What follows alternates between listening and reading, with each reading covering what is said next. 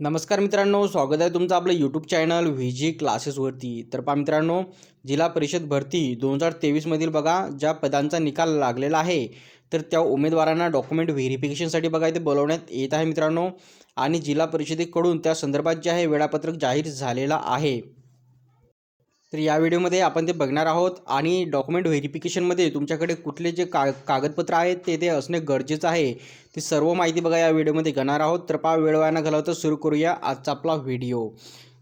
तर बघा मित्रांनो, तुम्ही जर आतापर्यंत आपलं टेलिग्राम चॅनल जर जॉईन केलं नसेल तर जॉईन करून घ्या, कारण आपण आपल्या टेलिग्राम चॅनलवरती सरळ सेवा भरती संदर्भात महत्त्वाच्या अपडेट जे असतात त्या देत असतो. तसेच बघा आरोग्य विभाग भरती आणि जिल्हा परिषद भरती विषयी जे आहे क्षणाक्षणाचे अपडेट तुम्हाला आपल्या टेलिग्राम चॅनलवरती मिळत राहणार. टेलिग्राम चॅनलची लिंक व्हिडिओच्या डिस्क्रिप्शनमध्ये दिलेली आहे. तर पहा मित्रांनो, तुम्ही ते बघू शकता की जिल्हा परिषद जे आहे कोल्हापूर यांच्या अंतर्गत बघा इथे वरिष्ठ सहाय्यक लेखा या पदांसाठी बघा गुणवत्ता यादी लागली होती मित्रांनो. आणि या गुणवत्ता यादीमधील बघा ज्या उमेदवारांना बघा इथे बोलवण्यात येत आहे डॉक्युमेंट व्हेरिफिकेशनसाठी, तर हा जो मित्रांनो PDF आहे हा तुम्हाला जिल्हा परिषदेच्या अधिकृत वेबसाईटवरती मिळून जाणार, किंवा तुम्ही आपल्या टेलिग्राम चॅनलला सुद्धा व्हिजिट करू शकता. आणि त्यासोबतच तुम्ही इथे बघू शकता की नांदेड जिल्हा परिषदेमध्ये बघा इथे कनिष्ठ लेखा सहाय्यक या पदासाठी बघा जे आहे डॉक्युमेंट व्हेरिफिकेशनसाठी उमेदवारांना बोलवण्यात येत आहे. आणि सोबतच जे आहे तुम्हाला डॉक्युमेंट व्हेरिफिकेशनमध्ये कुठले कागदपत्र लागतील तर तुम्ही इथे बघू शकता. वरिष्ठ सहाय्यक लेखासाठी तर बघा इथे संकेतस्थळावर जे ऑनलाईन पद्धतीने भरलेला जो मूळ अर्जाची प्रिंट आहे ती प्रिंट तुम्हाला इथे लागणार आहे मित्रांनो. आणि त्यासोबतच बघा अर्जदाराची माहिती बरोबर असल्याचे जे आहे स्वघोषणापत्र जी तुम्ही यांना माहिती देत आहे ते बरोबर आहे म्हणून यांचे घोषणापत्र तुम्हाला इथे लागणार आहे. त्यासोबतच बघा शैक्षणिक अर्हतेचा पुरावा, वयाचा पुरावा म्हणून बघा तुम्ही Aadhaar card, PAN card, driving licence वगैरे ते देऊ शकता. त्यासोबतच बघा जन्माचा पुरावा म्हणून बघा बर्थ सर्टिफिकेट, त्यासोबतच बघा आर्थिकदृष्ट्या दुर्बल घटकातील असल्याबाबतचा पुरावा. त्यानंतर राखीव प्रवर्गातून निवड झालेल्या उमेदवारांचे संबंधित प्रवर्गाचे जात प्रमाणपत्र व जात पडताळणी बघा इथे तुमच्याकडे असणे गरजेचं आहे. त्यासोबतच बघा नॉन क्रिमिनल प्रमाणपत्र, अर्ज सादर करण्याच्या दिनांकास वैध असणारे.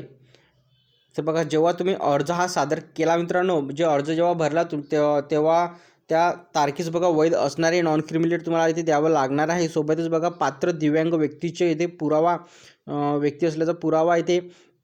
त्यानंतर माजी सैनिक असल्याचा पुरावा, सोबतच बघा खेळाडूसाठीच्या आरक्षणाकरिता पात्र असल्याचा पुरावा. यापैकी जे डॉक्युमेंट तुमच्याकडे तुम्हाला जे लागू होणार मित्रांनो तुमच्याकडे इथे असणे गरजेचं आहे. त्यासोबतच बघा अधिवास प्रमाणपत्र तुम्हाला इथे लागणार. त्यानंतर बघा महाराष्ट्र कर्नाटक सीमा भागातील महाराष्ट्र शासनाने दावा सांगितलेल्या 865 गावांमधील मराठी भाषिक उमेदवारांना सक्षम प्राधिकाराच्या विविध नमुन्यातील दाखला.